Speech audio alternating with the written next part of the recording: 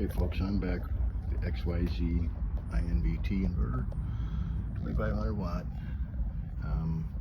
Again, it's just like the Reliable inverter. I've switched the wires out here.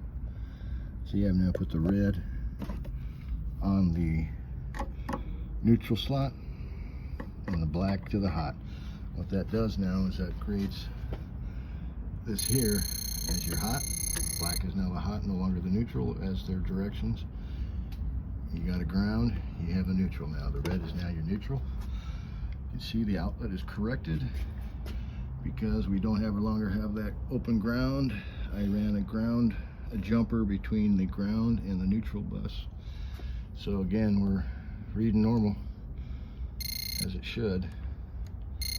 Only one hot wire there, and that is the hot now.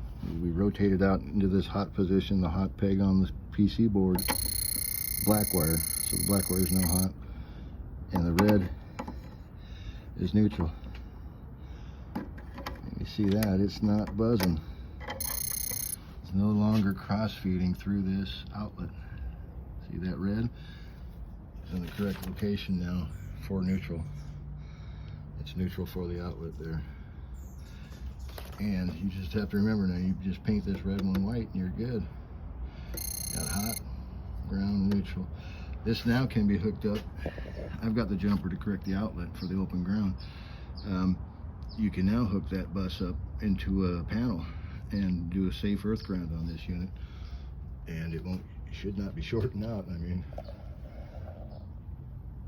these things are pretty well built. However, I know a lot of them get blown out over time, and people are most likely having a ground fault situation that shorts them out because they are wired incorrectly from the factory.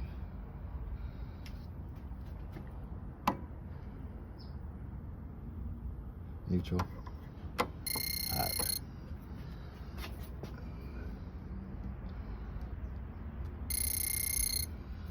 Turn on the meter here.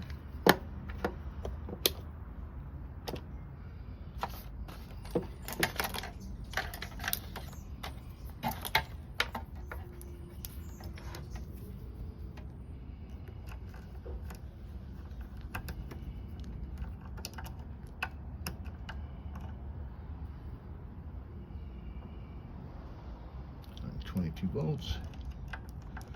Now between neutral and ground, getting 0.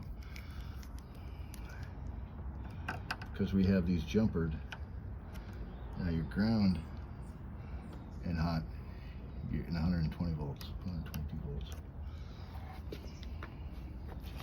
There you go, it's a wrap.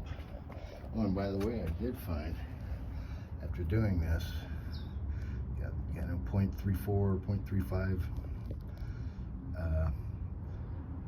amps that it's pulling off the 24 volt battery bank. So it's a 24 volter. So add up the math, you're looking at probably about 8.5, 9 watts draw at idle. And I did check that when it had the factory wiring, when of course that outlet was wired incorrectly with these two were reversed there, the original factory wiring, and it was around about 0.9 to 1 amp. So it was like almost 20 something watts. Anyways, see you on the next one.